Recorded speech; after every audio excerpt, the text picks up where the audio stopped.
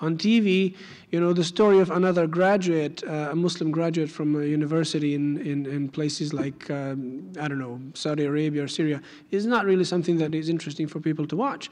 But then if a bomb goes off somewhere, this is what the news will really put the light on. And psychologically, this is what, you know, the viewers will say, well, this is all they're about. So when you watch TV, this is not the face of the country at all. Yes. You said 76% of Muslims condemn violence. 24% do not condemn violence. I wouldn't say so. That's not the point. Could I address this a little bit? I mentioned I just graduated from Grand Valley State University. I studied political science and history with a focus on the Middle East while I was there. Just to give you a little background, that does not mean I'm an expert in any way, shape, or form, but it means we talked about the issues that you mentioned over here. And I'm not going to address them from a religious perspective because the Imam already mentioned that, but I just want to point two things. One, the role of the media. When Muslims do something, whether in the US or anywhere around the world, when people do it, when they cause a problem, when there is a riot, when there is violence, whatever the problem is, what is the first thing that's mentioned? Their faith. Muslims did this, Muslims did that, Muslims were fighting, Muslims were rioting. Now, when another group does the same thing, and trust me, it does. If you look at what's going on in Europe right now, you know there's a lot going on. They don't say Christians are doing that. They're just saying, you know, French, Germans, whoever they are. They're not mentioning their religion. So that's one thing that we need to keep in mind and need to consider when we hear the news. Why is the faith being mentioned every time Muslims do something? Their faith is not calling it. They're not telling them to do this or do that. But the media make an effort every single time to mention the religious faith when there is violence, when there's a crime, when there's something going wrong. That's one thing. The second thing, if you look at what's going on in Europe with the Muslim community, or it's more, I would probably call it an immigrant community. Obviously, most of them are Muslims, but it's mostly immigrants. They're there for labor, for work. If you look at the situation of these communities, they live in ghettos. There's huge discriminations against them, and this is not me just saying these stuff. You could find this anywhere. There are a lot of studies have been done on this. There are a lot of books written on it. There's a lot of discrimination. There's a lot of, you know, in terms of housing, employment, you name it. So when the young people are rioting, they're not rioting in the streets because they're Muslims. They're rioting because they want better housing, because they want better work, because they want to address the issues and the conditions they're living in. So that's what's going on. But obviously, their faith is the first thing that's mentioned, and not the social problems that they live in. Now, with that said, I'm not saying what they did was right. Obviously, it's not. It's not right to destroy property. It's not right to do any of these things that happened. But addressing the problems that caused them to do these things is probably the best thing for us to do than to point to their faith or to, you know, where their imams told them or whatever. Maybe some of them were motivated by some extremists that, you know, told them to do these things.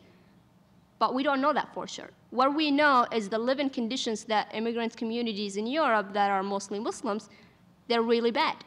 They're not encouraged to what do they call it? To integrate in society like American Muslims are. There are studies that will prove all this that I'm telling you right now. So look at it from that aspect instead of what the media is telling us, Muslims are destroying, Muslims are killing. I wanted to just point that out.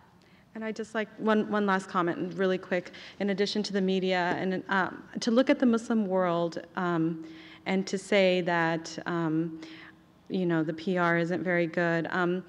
There's a lot of cultural pollution. There is a lot of cultural influence on the countries that are saying that they're predominantly Muslim countries. Look at Pakistan. Look at Afghanistan, look at Iran, look at like all these countries. There's a lot of cultural pollution because of the tribes or because of whatever reason. And the things that they're doing that they're calling Islamic are not always necessarily Islamic, as the Imam pointed out in his presentation. And in addition to that, there's, in France, the thing that they're lumping into and saying that this is Sharia law is the women want the right to wear their headscarf. So if that's what constitutes Sharia law, then yeah, they're saying that they want that right of Sharia law. They want that right to wear the headscarf. And then, of course, the other things that Petra talked about with the ghettos and a lot of the immigrant population being kept in ghettos and stuff like that. So this is not like something you can look at and just say, these are Muslims in this country doing this and it's bad. It's not that simple. It's not like a straight out equation that we can draw like that.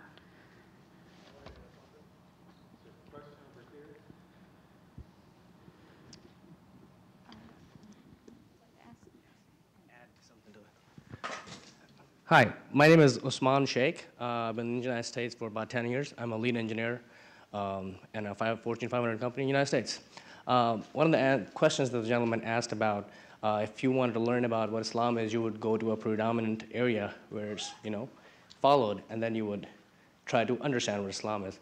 Well, as an engineer, I can tell you, if I give you keys to a Mercedes-Benz, brand new Mercedes-Benz, and you don't know how to drive, and you go hit it right in the tree, can we say that the Mercedes-Benz was bad?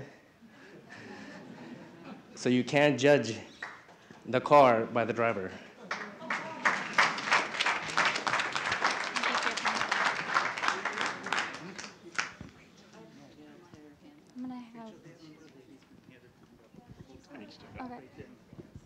Hi, I'm a Christian. Not a real good one. I don't do all the things about that. Thank you all for, especially Inman, for giving us the background on Islam. I might question a couple things about voluntarily converting to Muslim, but that's another thing. And I think you missed the sixth pillar, but that's not the question. The question is why, okay? Why are there so many in the United States, and I'm not talking about UK, I'm not talking about the predominantly countries where Islam has been hijacked as indicated. Where do the Major Hidal, the underwear bomber, the Times Square bomber, and the dozens or hundreds, we don't know how many other thwarted attempts at bombing, and if they're linked to Islam, might it have something to do when somebody starts shooting or bombing, they yell Allah Akbar?